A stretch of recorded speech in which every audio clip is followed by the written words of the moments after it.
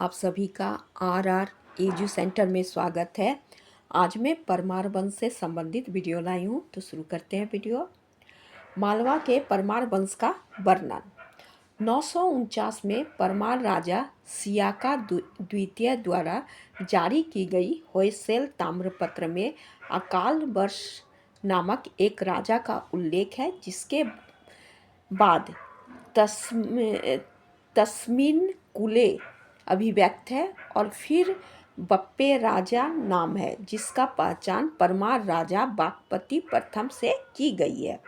अकाल वर्ष जो एक राष्ट्रकूट उपाधि थी, इसकी राष्ट्रकूट राजा कृष्ण तृतीय से पहचान के आधार पर इतिहासकार DC गांगुली ने यह सिद्धांत दिए हैं कि परमार राष्ट्रकूट के वंशज थे, किंतु उनके यह बात सत्य साबित नहीं होती है।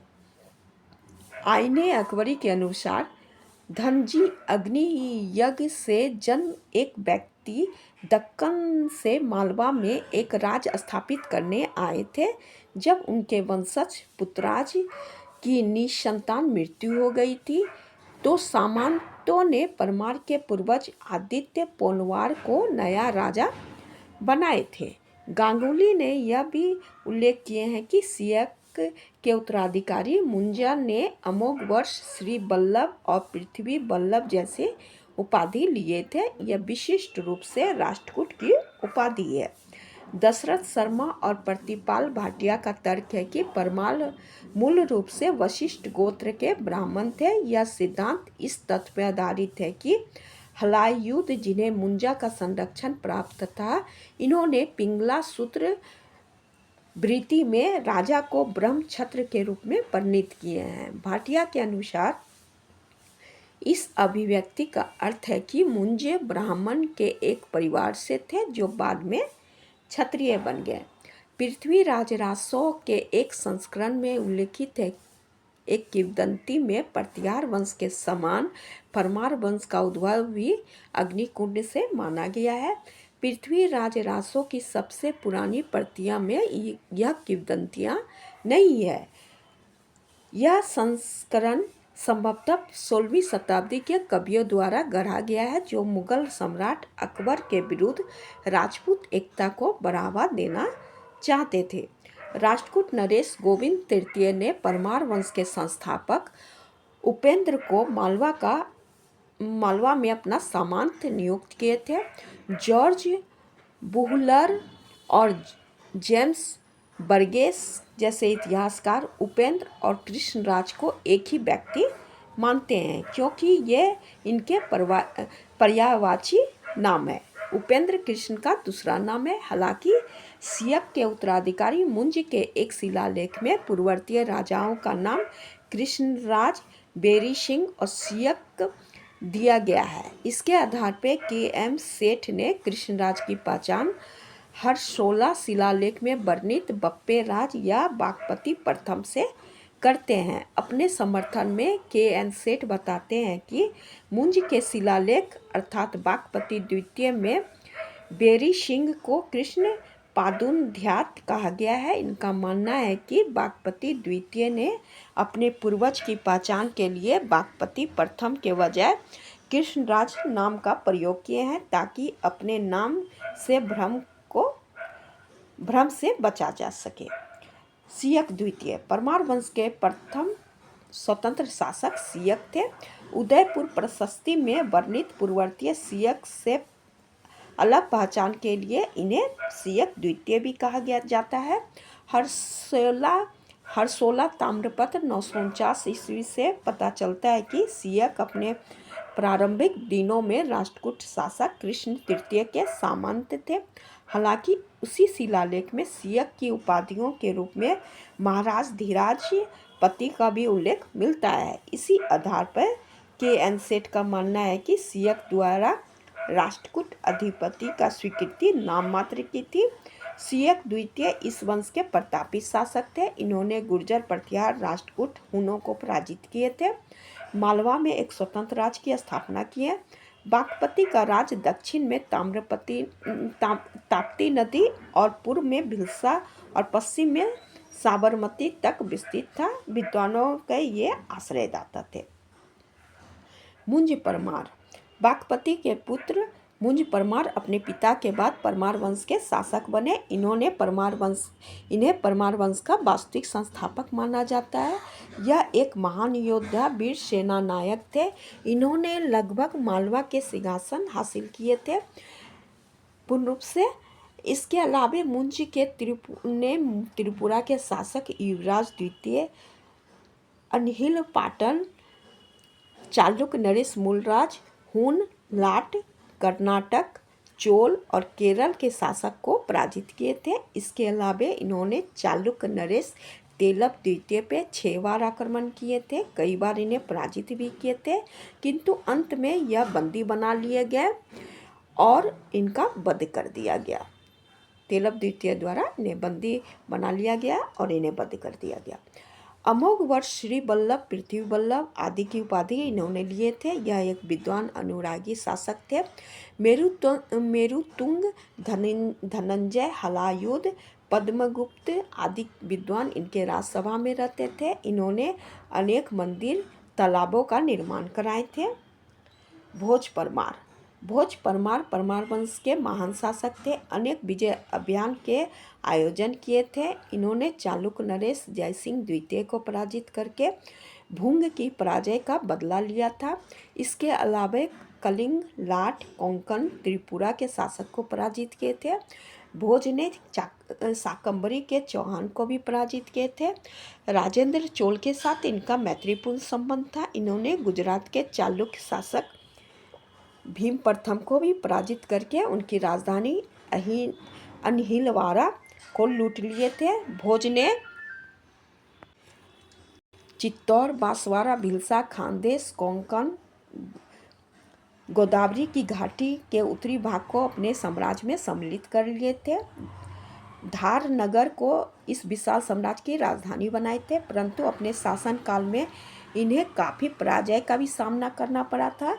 चंदेल नरेश विद्याधर इन्हें पराजित किए थे, इसलिए बुंदेलखंड में अपना साम्राज्य यह विस्तार नहीं कर सके। संसबहु अभिलेख से ज्ञात होता है कि कक्ष पघात वंश के कीर्ति राजा ने इन्हें पराजित किए थे। चौहान के अंत शाखा के हाथों इन्हें पराजय का सामना करना पड़ा था। शाही नरेश आनंदपाल को भोज ने महमूद गजनबी के विरुद्ध सैनिक सहायता प्रदान की थी। चालुक्य नरेश सोमेश्वर ने इन्हें पराजित कर धार पर अपना अधिकार कर लिए थे। सोमेश्वर ने धार, उज्जैन, मांडू को खूब लूटे थे। इसके शासनकाल के अंतिम दिनों में कलचुरी नरेश, कर्ण और चालुक्य नरेश ने पूर्व पश्चिम की ओर से संयुक्त रूप से आक्रमण किए थे। 1055 में भोज की मृत्यु हो गई। भोज अपनी विजय अभियान के लिए नहीं बल्कि विद्वता और विद्वान अनुरागी के लिए विख्यात थे। यह राजनीतिक, ज्योतिष दर्शन, काव्य, व्याकरण, चिकित्सा शास्त्र के ज्ञाता थे। इन्होंने 2 दर्जन से अधिक पुस्तक की रचना किए थे। उदयपुर प्रशस्ति में इन्हें कविराज कहा गया है। यह विद्वान के महान आश्रयदाता थे। अनेक प्रकांड विद्वान इनके राजसभा में रहते थे। शिक्षा के प्रसार के लिए अनेक महाविद्यालय का स्थापना किए थे। धार नगर में इन्होंने संस्कृत का एक महाविद्यालय बनवाए थे, जहां दूर दूर से विद्यार्थी आते थे पढ़ने के लिए। विद्वान के प्रति इनकी उदारता और दानशीलता का संबंध में अनेक लोक कथाएं प्रचलित है। भोज ने भोजपुरी नामक एक नगर की स्थापना की है। उनके समीप एक अति सुंदर झील का भी निर्माण कराया। इन्होंने शिव मंदिर का भी निर्माण करवाया। ब्रिटिश म्यूजियम में रखी सरस्वती की प्रतिमा भोजकालीन मूर्ति कला का सर्वश्रेष्ठ उदाहरण है। भोज शैव धर्म अनुयायी थे। तत्व प्रकाश नामक पुस्तक में इन्होंने शैव धर्म के सिद्धांत का प्रतिपादन किए हैं। अन्य धर्मों के प्रति इनकी नीति उदार थी। इन्होंने धार्मिक सम्मेलन का भी आयोजन करवाए थे। निस्संदेह भोज एक महान शासक थे। भोज के उत्तराधिकारी जयसिंह प्रथम, जो संभवतः इनके पुत्र थे, भोज के मृत्यु के बाद परमार वंश के शासक बने। इन्हें कलचुरी चालुक्य के संयुक्त आक्रमण का सामना करना पड़ा। बिल्हन के लेख से पता चलता है कि इन्होंने कल्याणी के चालुक्य की सहायता मांगी। जय सिंह के उत्तराधिकारी और भोज के भाई उदयदित्य को बांगरा में उनके सामंत चामुंडराज ने पराजित किया। इन्होंने अपने सहयोगी के सहायता से चालुक्य शासक कर्ण के आक्रमण को विफल किए। उदयदित्य के सबसे बड़े पुत्र लक्ष्मण देव को 1104-5 ईस्वी में नागपुर प्रशस्ति शिलालेख में व्यापक सैन्य विजय का श्रेय दिया गया है। हालांकि यह काव्यात्मक अतिशयोक्ति प्रतीत होती है। अधिक से अधिक इन्होंने त्रिपुरा की कलचुरियों को हराया होगा। उदयदित्य के छोटे पुत्र नरबर्मन को कई बार हार का सामना करना पड़ा। इन्हें जेजाक भुक्ति के चंदेलों और चालुक राजा जयसिंह सिंधराज से भी हार का सामना करना पड़ा। इनके शासनकाल के अंत तक विजयपाल ने उज्जैन के उत्तर पूर्व में एक स्वतंत्र राज्य स्थापित कर लिए थे। यशोवर्मन ने परमार की राजधानी धार पर अपना नियंत्रण जयसिंह सिंधराज के आक्रमण के कारण खो दिए थे। परमार शासक यशोवर्मन के उत्तराधिकारी जयवर्मन प्रथम ने धार पर पुनः नियंत्रण प्राप्त किए, लेकिन जल्द ही बल्लाल नामक शासक के हाथों इन्हें धार खोना पड़ा। 1150 ईस्वी में चालुक्य राजा कुमारपाल ने अपने सामंत नद्दुल चहमान शासक अल्हाना और अबू परमार प्रमुख यशोदाबाला के समर्थन से परमार शासक बल्लाल को परास्त किए। इसके बाद मालवा चालुक्य का एक प्रांत बन गया। परमार की एक छोटी शाखा जो स्वयं को महाकुमार कहती थी, इन्होंने इस दौरान भोपाल के आसपास के क्षेत्र पर शासन किए। लगभग 2 दशक के बाद परमार शासक जयवर्मन के पुत्र विंध्यवर्मन ने चालुक्य राजा मूल्य द्वितीय को परास्त करके मालवा के परमार संप्रभुता को पुनः स्थापित किए। इनके शासनकाल के दौरान मालवा को होयसलाओं और देवगिरी के यादव का बार आक्रमण सामना करना पड़ा। इन्हें चालुक्य सेनापति कुमार ने पराजित किया। इन असफलता के बावजूद अपने मृत्यु से पहले मालवा में परमार सत्ता को उन्होंने पुनः स्थापित करने में सक्षम रहे। परमार के शासक विंध्यवर्मन के पुत्र सुबंत वर्मन ने गुजरात पर आक्रमण किए, चालुक्य क्षेत्र को लूटे, लेकिन अंततः चालुक्य सामंत लवन प्रसाद द्वारा इन्हें पीछे हटने के लिए विवश होना पड़ा। इनके पुत्र अर्जुन वर्मन प्रथम ने भी गुजरात पर आक्रमण किया और जयंत सिंह को पराजित किया, जिसने थोड़े समय के लिए चालुक्य सिंहासन पर अधिकार किए थे। लता में यादव सेनापति खोलेश्वर इन्हें पराजित किया। अर्जुन वर्मन के बाद देवपाल परमार वंश के शासक बना, जो हरिश्चंद्र के पुत्र थे और महाकुमार थे। इन्हें चालुक्य और यादवों के विरुद्ध संघर्ष का सामना करना पड़ा।